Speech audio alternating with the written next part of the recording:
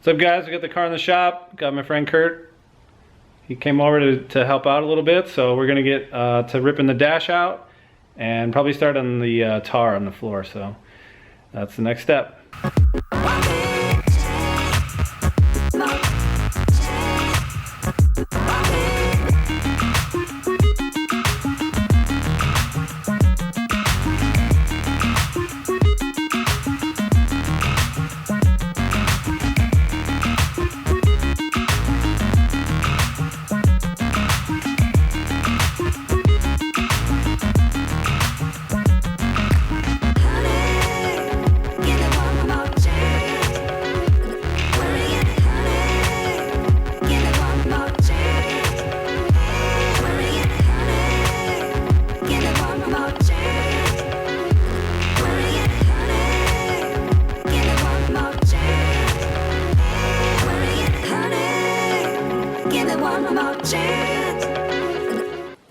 Alright, so we got the dash out.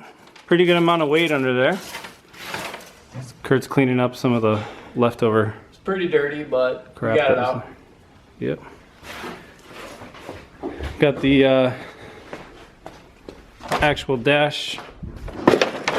A lot of the unnecessary stuff taken out, all the heater vents and extra stuff like that ripped out from there. And a massive pile that probably weighs a good 40 or 50 pounds worth of stuff from under there. So definitely another one of those good free mods that you can do. Any weight that you can take out is going to help in the long run. So we're going to get those old belts out and get to getting this tar off the floor finally. How's it going? It's going good. So there are a few different ways to get rid of the tar on the floor. One of the best ways and the cleanest way to do it is to get dry ice and then kind of hit it with a hammer. The dry ice freezes the adhesive and then it comes off the floor pretty easy. Since this is a race car and just a crappy circle track, whatever car, you basically don't need to go out and buy dry ice and all that. You can use a hammer and chisel, or you can use an air hammer. Air hammer works much better, much faster, so that's what we're gonna do. Much better, much faster.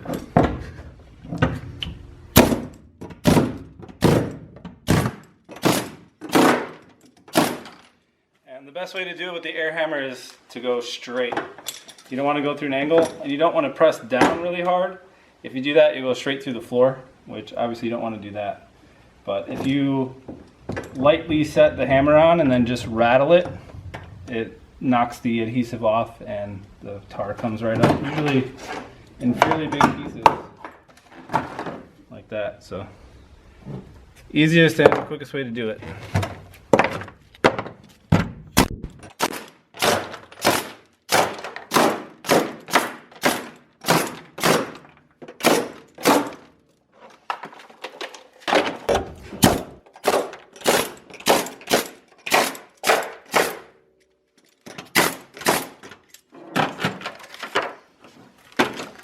See, big pieces. Big pieces are good.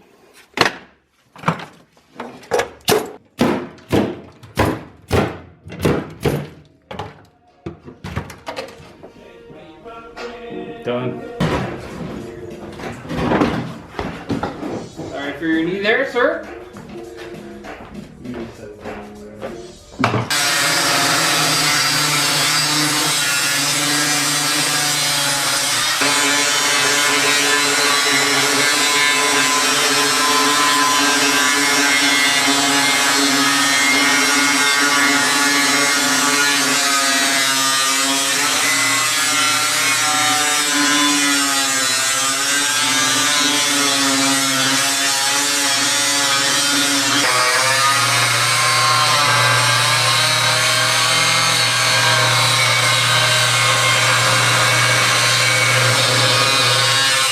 Alright guys, little update. We got both of the doors all skinned. We got our 1/8" plate steel here for the base plates. It's the other door. Probably got a good 30 plus pounds out of each door. Kurt's out here vacuuming up the floor, getting it ready for the base plate installs, and we got the cage kit here that we're gonna unbox right now.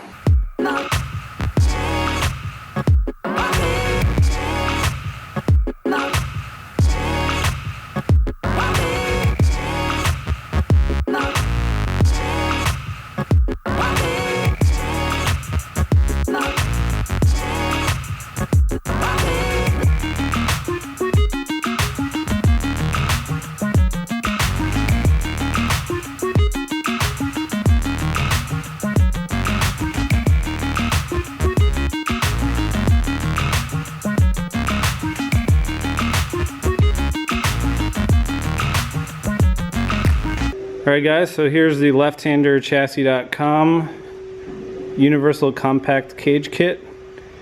It's going to come with your B hoop, which is the big one, the hoop that goes along the roof. You have your kicker bars that go on the A-pillar on each side, and then these straight ones. You get two straight ones that are for the harness bar and the dash crossbar, and then the rest of these are the door bars. And it comes with the vertical support pieces for the door bars. Comes with these brackets right here. This is how the roof hoop attaches to the B hoop, which we're probably going to modify those. I'm not a huge fan of how those are. And it comes with a whole bag of gussets. And these little support pieces are to link the A-pillar bar to the door bars. So we might change that up too, but this cage will work just fine as delivered. It's about 320 bucks for this whole kit. It will save you a lot of time, and super easy for anybody with a welder to put in. And it does not come with base plates, so you will need to get some 1/8" steel or 3/16 plate steel and make your own base plates on the floor. But other than that, you can just take this cage and weld it in just how it is, and be ready to race. Alright, so we got the B hoop set in here a couple minutes ago, and figured out we need about a 4" by 5" plate on this side. And the cage kit isn't very wide. It's made to be a universal kit, so it doesn't reach all the way over to the corner of the car. It actually is sits right about where those two marks are right there. We're going to build a plate kind of in the center of the car, and then weld, and then also one on the back part, the vertical part, and weld it to the floor pan and the vertical part there. So it'll still be pretty stout because it'll be welded on two planes. So might end up doing that on this back one too. We'll see how it looks once the first base plate's welded in. But that's the first step, is to get where the plate is going to sit. You can kind of see my marks there. We're going to clean all that up and get it ready for welding. Alright guys, so we got the base plate done now on the driver and passenger side. The cage kit isn't wide enough. It's made to be universal for even smaller cars than this, so not wide enough to fit in the corner, but we did put it in the corner on the driver's side to give you the most clearance for the door bars. But we have this vertical piece welded onto this back part of the chassis there, and then the flat floor piece. So should be good on that, even though it's not full width, but should be perfectly strong with having it on two planes like that. So little update, I'm gonna get welding these plates in.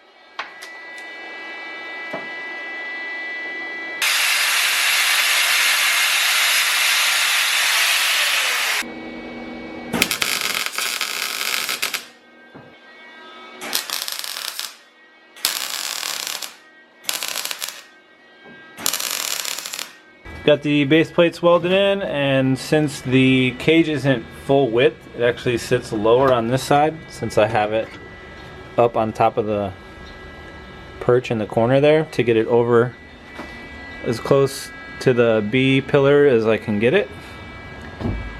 So to get it even in there, I got a piece of 1.5 inch tubing inside of the B hoop, and I'm gonna put this other 1.75 inch piece over the top to extend it so it sits level in the car. So that's what's going on right now. And with that, we're going to end part 2 of this build series. If you liked the video, please give it a thumbs up.